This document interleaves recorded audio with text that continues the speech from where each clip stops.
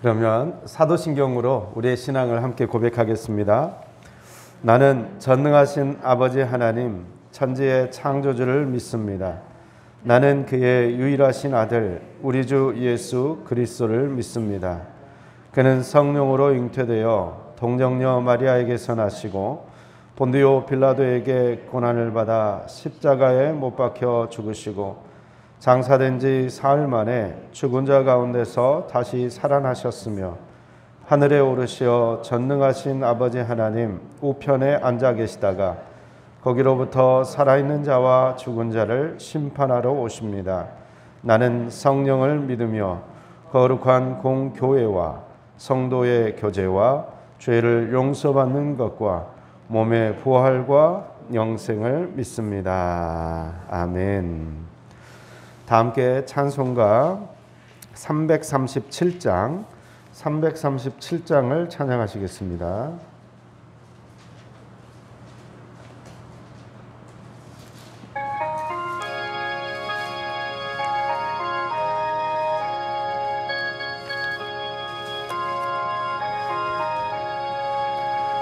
내 모든 시험 무거운 짐을 주 예수 앞에 아뢰이면 근심에 쌓인 날 돌아보사 내 근심 모두 맡으시네.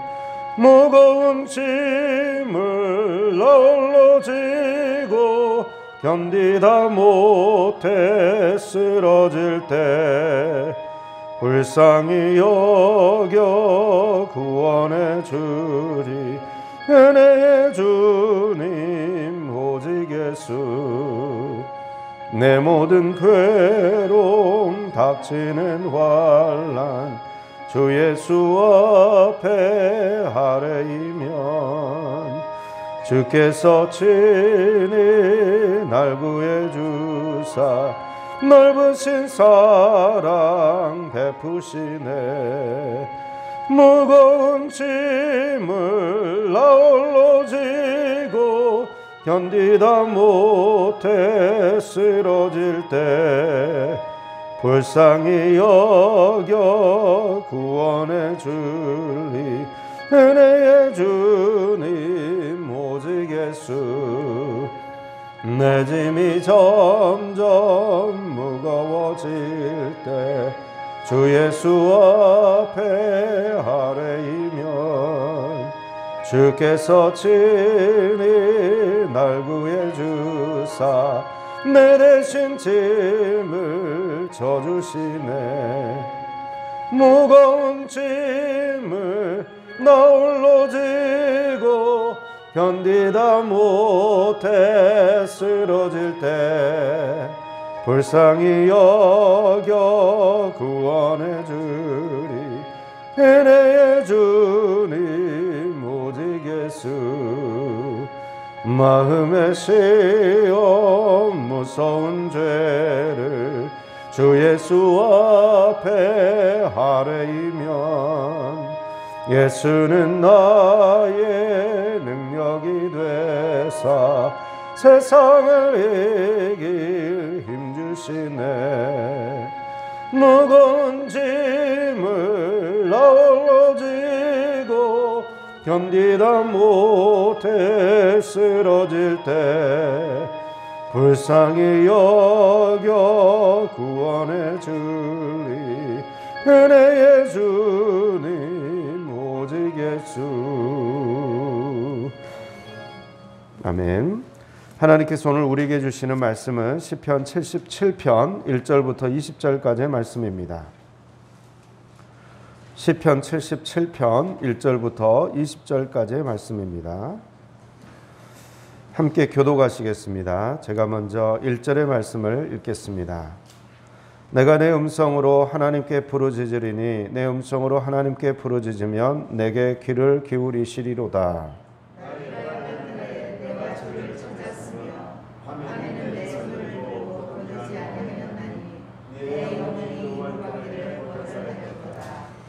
내가 하나님을 기억하고 불안하여 근심하니 내 심령이 상하도다.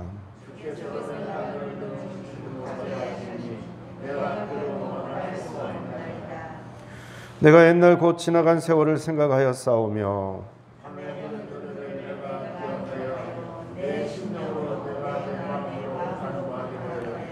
주께서 영원히 버리실까? 다시는 은혜를 베풀지 아니하실까?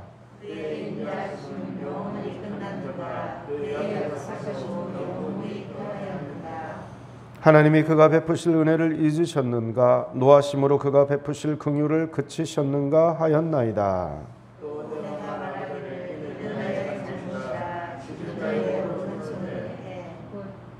곧 여호와의 일들을 기억하며 주께서 옛적에 행하신 기이한 일을 기억하리이다.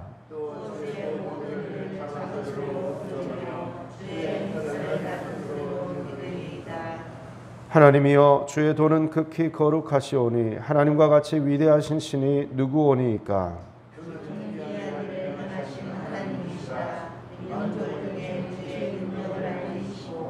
주의 팔로 주의 백성 곧 야곱과 요셉의 자손을 속량하셨나이다.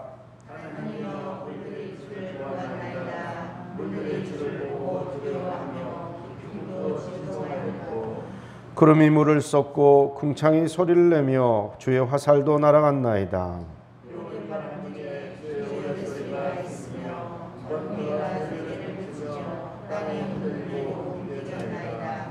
주의 길이 바다에 있었고 주의 곧은 길이 큰 물에 있었으나 주의 발자취를 알 수 없었나이다. 주의 백성을 양떼같이 모세와 아론의 손으로 인도하셨나이다. 아멘. 기도하겠습니다. 사랑하는 가 충만하신 아버지 하나님, 오늘도 이 새벽에 주의 말씀을 듣게 하기 위하여 저희들을 불러주신 것 감사합니다. 저희들의 발걸음이, 저희들의 생명이 주님의 손에 있음을 고백합니다. 오미크론으로 인해 많은 어려움을 겪고 있는 분들을 주님께서 기억하여 주시고 주께서 위로하여 주시고 긍휼의 손을 펼쳐서 그들을 보호하여 주시옵소서. 아버지 하나님, 오늘 이 시간에도 저희들의 영안을 열어서 주의 말씀을 보게 하시고 또 말씀을 들리게 하여 주옵소서. 부정한 종의 허물은 가리워서 보이지 않게 해주시고 오직 주의 영광만 드러나게 하여 주옵소서. 이 모든 말씀을 예수 그리스도의 이름으로 기도하옵나이다. 아멘. 오늘 우리가 읽은 시편 77편은 아삽의 시, 인도자를 따라 여두둔의 법칙에 따라 부르는 노래라고 기록이 되어 있습니다. 그러니까 예배 시간에 아삽이 우리 함께 온 회중이 이 여두둔이라는 그 노래 어떤 장르인 것 같아요. 그 법칙에 따라서 찬양을 하는 거죠. 자, 이렇게 예배 시간에 이 찬양을 했다는 것은 그만큼 우리 인생 가운데 펼쳐지는 알 수 없는 고난, 어려운 문제들, 그 환란이 상당히 많았다는 것을 알 수가 있습니다. 특별히 요즘과 같이 과학기술이라든가 의료기술이 발달한 시대, 그리고 이 시절보다는 너무나 안전한 시대를 살고 있는 우리들이지만 그럼에도 불구하고 우리는 환난과 개인적인 고난과 어려움을 겪을 때가 너무나 많습니다. 인간이 해결할 수 없는 문제가 지금까지도 너무나 많다는 걸 알 수가 있습니다. 특별히 오미크론이라는 이 정말로 유례없는 이 전염병 사태에서 우리가 할 수 있는 것이 정말 한계가 있다는 것을 우리가 경험을 하고 있고 또 하나님 앞에서 그래서 우리 인간이 취할 수 있는 태도는 정말 겸손할 수밖에 없구나라는 것을 알 수가 있습니다. 우리에게 환난이 찾아올 때 시인은 먼저 부르짖어 기도하고 있습니다. 오늘 본문 1절을 한번 보겠습니다.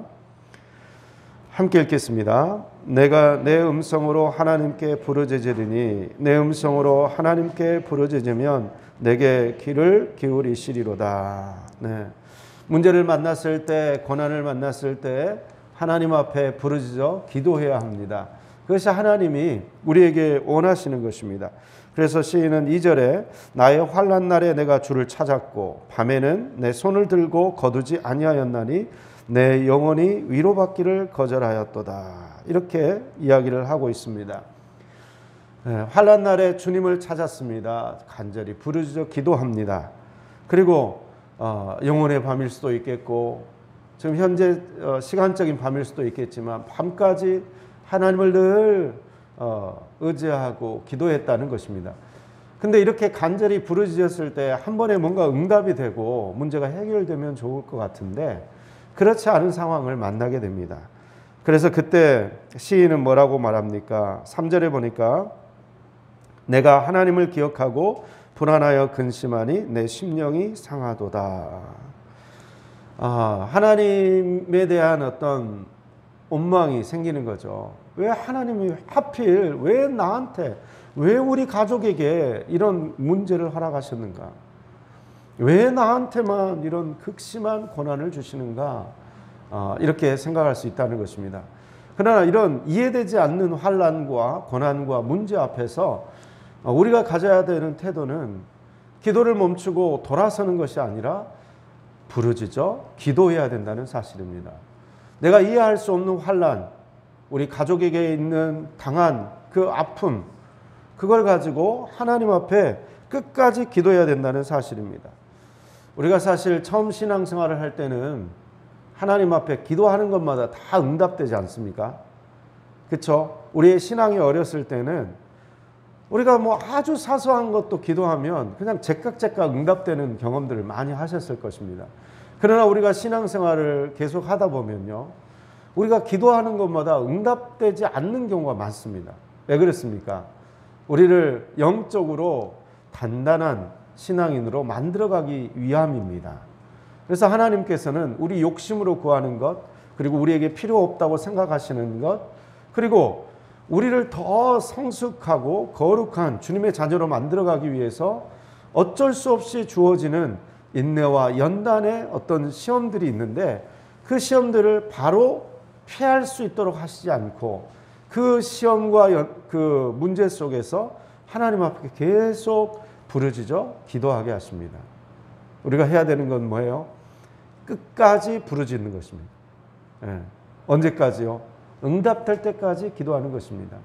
아프리카 한 부족은요, 그 사람들이 비가 안 오면 기후제를 지낸다고 합니다. 근데 그 부족은요, 기후제를 드리기만 하면 비가 온대요. 도대체 그 비결이 무엇인가? 그 비결이 뭔지 아십니까? 비가 올 때까지 기후제를 드린대요. 그럼 비가 온다는 거예요. 포기하지 않고 끝까지 기후제를 드린다는 것입니다. 제가 처음에 큰아이 시원이를 낳고 나서요, 우리 부부가 이제 애를 낳은 게 이제 처음이니까 막 얘를 어떻게 해야 될 줄을 모르고 어떻게 달래야 되는지 어떻게 먹여야 되는지 모든 게 이제 처음이다 보니까 초보 아빠 엄마다 보니까 막 불안하고 막 힘들잖아요. 그때 이제 어머니가 올라오셨어요. 어머니가 올라오셔가지고 우리가 아무리 막 이렇게 어르고 달래도 막 울음이 안 그치는데 어머니 손에만 딱 하면 애가 울음이 그치는 거예요. 와, 실력이 대단하시다. 이렇게 생각할 수 있죠. 근데 왜 어머니 손에만 가면 울음이 그치는지 아세요? 어머니는 끝까지 어르시더라고요. 울음이 그칠 때까지. 우리는 처음 막 이렇게 울고 우리가 기대했던 시간보다 더 울음이 지나치면 이거 막 이제 어쩔 줄 몰라 하는 거예요. 그러나 어머니는 그 상황 속에서도 애를 이렇게 어르고 달래고, 이제 그게 경륜이겠죠, 그죠? 인생의 경륜이 쌓이고 어떻게 다뤄야 될지를 알면 이게 지금 배가 고파서 우는 건지 기저귀 갈아달라고 우는 건지 이제 그런 어떤 모든 지식들이 이렇게 다 생기고 알게 되는 거죠. 그것처럼 우리도 신앙 가운데 환난이나 고난, 어떤 어려움들이 찾아옵니다. 그리고 곧장 해결되지 않는 순간들이 있습니다. 그리고 어떤 문제는 또 끝까지 가야 되는 문제가 있습니다. 마치 사도 바울이 육체의 가시를 가지고 평생 살았던 것처럼 아무리 기도해도 응답되지 않는 그런 기도도 있을 것입니다. 그러나 지금 우리가 이 세상을 살아가면서 알 수 없지만 언제 그걸 알 수 있을까요?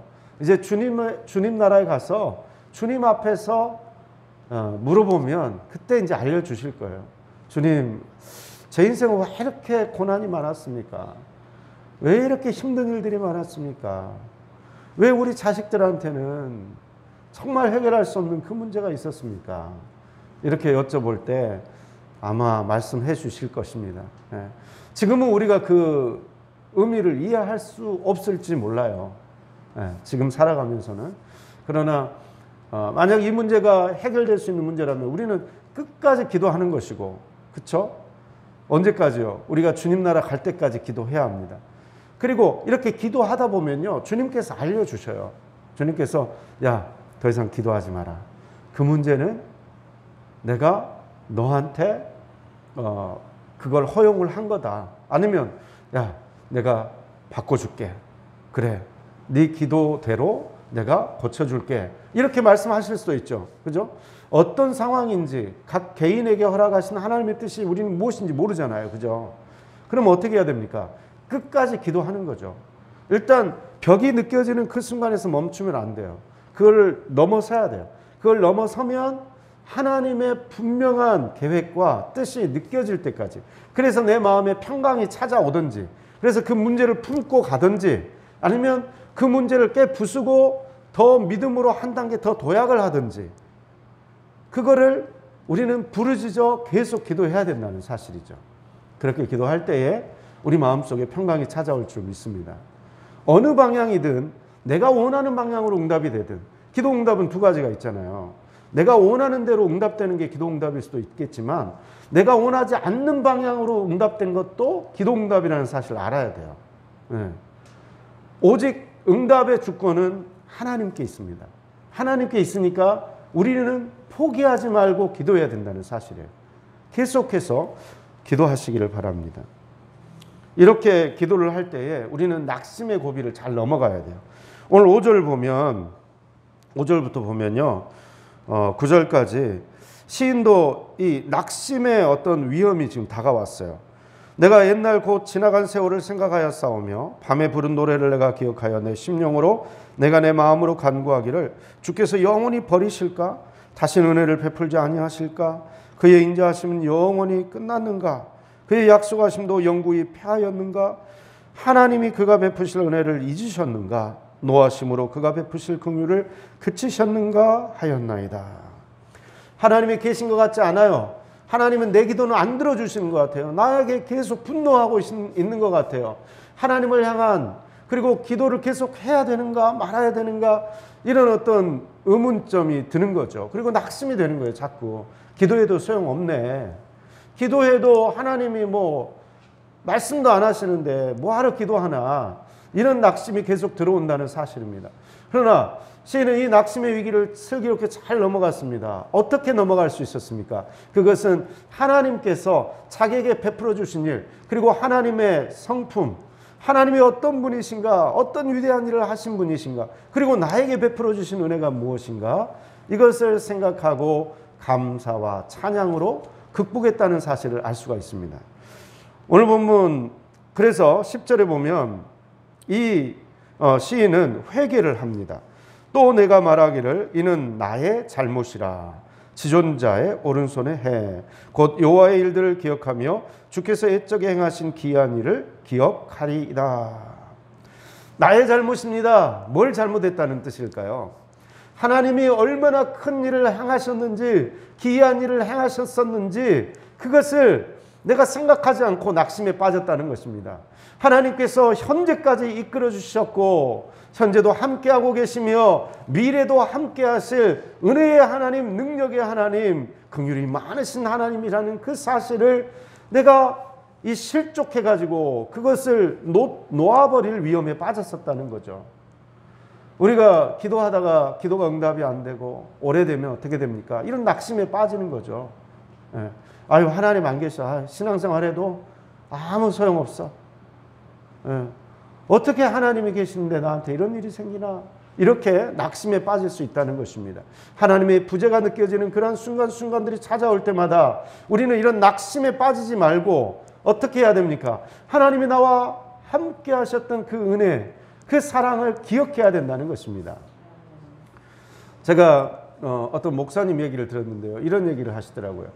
한 목사님이 이제 칠순잔치에 초대받아가지고 가게 됐답니다. 그 칠순잔치의 주인공은 권사님이셨는데 그 권사님이 아주 사남매를 혼자서 잘 훌륭하게 키워내셨어요.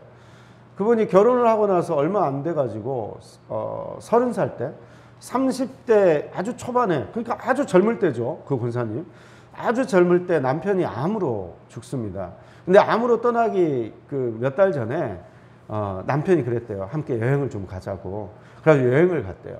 여행을 가고 올라오는 차 속에서 남편이 1시간 동안 손을 꼭 붙잡아 줬답니다. 그런데 이 권사님이 내가 그 칠순잔치에서 이제 이야기를 하잖아요. 회고를 하면서 이야기를 하면서 뭐라고 이야기하냐면 내가 지금 남편 없이 40평생을 너희들을 잘 양육할 수 있었던 것은 그때 남편이 말없이 내 손을 잡아줬던 거. 그 1시간이 나를 견디게 했구나. 이렇게 이야기를 했다는 거예요. 네. 우리도 마찬가지지 않습니까? 우리도 하나님께서 내게 베풀어 주신 은혜와 구원의 감사와 그 구원의 역사가 있잖아요. 그죠? 하나님이 나를 이처럼 사랑하셔서 하나님이 병우를 이처럼 사랑하사 독생자를 주셨으니 이는 저를 믿는 자마다 멸망하지 않고 영생을 얻게 하려 하심이라. 우리 한 사람 한 사람을 하나님께서 사랑하시고 선택하시고 구원해 주셨다는 사실, 하나님의 자녀로 택해 주셨다는 사실, 그 은혜를 기억하고 생각하고 감사하며 나간다면 우리 또한 하나님의 부재가 느껴지는 그 순간에도 하나님이 응답하시지 않는 그런 어두운 밤의 상태에서도 우리는 하나님께 기도할 수 있습니다. 하나님을 의지해서 나아갈 수 있습니다. 그 순간에라도 우리는 기도의 끈을 놓으면 안 된다는 사실입니다. 그럴수록 우리는 하나님 앞에 엎드려서 기도해야 된다는 사실입니다. 그래서 우리는 하나님께서 베풀어 주신 은혜, 그 역사들을 찬양해야 될 줄 믿습니다. 특별히 오늘 시인은요, 그 기이한 일들을 12절 보니까 주의 모든 일을 작은 소리로 읊조린대요. 예, 기도한다는 뜻이에요. 주의 행사를 낮은 소리로 되뇌이리라. 예, 기도하면서 감사하고 있어요. 하나님이 베푸신 일들을 이야기하고 있어요. 하나님이여 주의 도는 극히 거룩합니다. 하나님같이 위대하신 분은 없습니다. 이렇게 하나님을 찬양하고 있습니다. 그렇죠? 주의 기이한 일을 행하신 하나님, 민족들 중에 주의 능력을 알리셨고 15절 보니까 주의 팔로 주의 백성 곧 야곱과 요셉의 자손을 속량하셨나이다. 자기 민족을 출애굽의 그 기적과 역사를 통해서 이집트에서 구출해내시고 가나안 땅, 젖과 꿀이 흐르는 땅으로 인도하신 하나님, 지금까지 함께하고 계신 하나님, 그 하나님을 찬양하고 있는 것입니다. 그리고 16절부터 특별히 20절까지는 출애굽 역사의 발자취를 다시 한번 이야기를 하고 있는 것을 볼 수가 있습니다. 자, 물들이 주를 보았나이다. 물들이 주를 보고 두려워하며 깊음도 진동하였고 구름이 물을 쏟고 궁창이 소리를 내고 주의 화살, 이게 이제 우레소리겠죠. 이 우레소리가 번개도 날아갔나이다. 해오리 바람 중에 주의 우레소리가 있으며 번개가 세계를 비추며 땅이 흔들리고 움직였나이다. 주의 길이 바다에 있었고, 이스라엘 백성들이 그래서 실제로 그 홍해 바다를 가르고 그 길을 통해서 건넜지 않습니까? 주의 곧은 길이 큰 물에 있었으나 주의 발자취를 알 수 없었나이다. 주의 백성을 양떼같이 모세와 아론의 손으로 인도하셨나이다. 아멘. 하나님께서 베푸신 놀라운 역사, 놀라운 은혜를 기억하고 찬양하고 감사했다는 것입니다. 특별히요, 감사와 찬양이 이제 용어가 구분이 돼요. 감사는 뭐냐면 개인적으로 하나님께서 내 인생 가운데 행해 주시고 베풀어 주신 일들을 감사할 수 있습니다. 그게 감사예요. 내게 행해 주신 일들에 대한 하나님께 나아가는 표현, 이것이 감사라고 할 수가 있고, 그럼 찬양은 뭐냐? 찬양은 내 일이 아니라 하나님의 성품과 관계되어 있는 것이 찬양입니다. 그러니까 하나님이 어떤 분이신가? 하나님은 뭐 사막에 강을 내시는 분이시고 광야에 큰 길을 만드시는 분이십니다. 그러니까 하나님의 성품에 대한 찬양이죠. 이게 이제 찬양이에요.